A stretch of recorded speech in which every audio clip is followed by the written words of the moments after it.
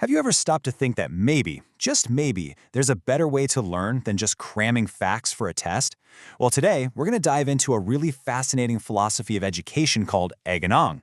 It's an approach that completely rethinks what learning is all about. So what's their secret? Let's get into it. And this right here, this quote is the key to the whole thing.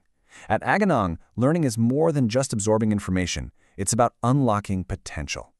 Now, that's not just some nice-sounding motto. It's a total shift in thinking. It flips the script from seeing students as empty buckets we need to fill with facts to seeing them as individuals who already have amazing potential just waiting to be unleashed. So let's break this down a bit. You can see the two paths right here. On one side, you've got the traditional absorbing information model. Think passive reception, memorization, stuff you just have to know. But on the other side, you've got this unlocking potential idea. And that is all about active discovery, really understanding things, and building skills that can grow with you. The real game changer is that move from being a passive listener to an active discoverer. This really makes you think, right? Just for a second, think back to your own school days. Did it feel like your main job was to just be a sponge and soak it all up? Or did it feel like your teachers were trying to light a fire inside you, a spark of curiosity that you could carry with you? That's the exact difference Aganang is trying to get at.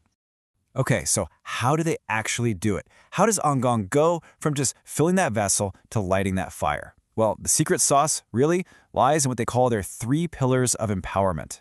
And here they are, the big 3, the core principles of the whole philosophy: curiosity, creativity, and connection. These aren't just buzzwords. They are the actual foundation for how they approach learning. So let's take a quick look at what each one of these really means.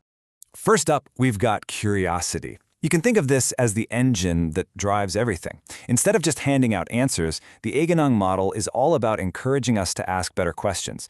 It's about sparking that natural drive to ask why or what if. This changes the teacher's role from someone who just lectures to someone who guides you on your own exploration. Next, creativity. And what's so cool about this is that we're not just talking about being good at art or music. Creativity here is treated as a core problem-solving skill that absolutely everyone has. It's about giving students the power to connect ideas in new ways, to build something totally original from what they've learned, whether it's in a science lab or a history class. And the third pillar is connection. This is what makes learning actually stick. It's all about breaking down those walls between different subjects. Seeing how math is related to music, or how understanding history can help us build better technology. It's about making learning relevant to the real world, so it becomes a part of who you are, not just something you did in a classroom.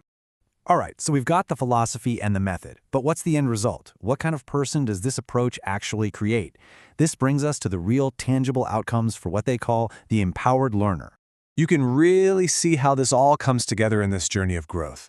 That pillar of curiosity, that's what empowers students to think critically. And creativity, that gives them the courage to explore boldly, without being afraid to try something new.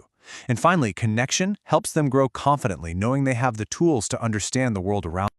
And I really want to drive this point home. This empowered learner isn't just some happy accident. It's not a byproduct of the Aganang philosophy. It's the entire goal. Every lesson, every single activity is built from the ground up to create this kind of confident, capable learner. So this all leads us to the ultimate question. Why does any of this matter so much? What is the big picture reason for this whole approach? Well, the answer is all about getting students ready for the world of tomorrow, not the world of yesterday. I mean, think about it. We live in a world where you can Google pretty much any fact in seconds. So it's not about what you know anymore. It's about what you can do with what you know.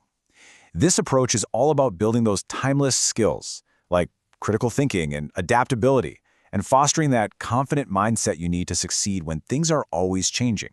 And this quote really says it all.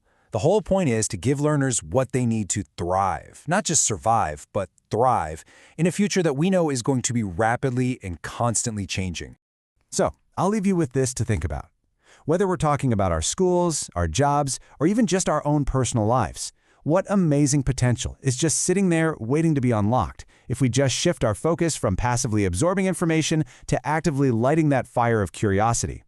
Thanks for joining me on this little tour of the Aganang philosophy.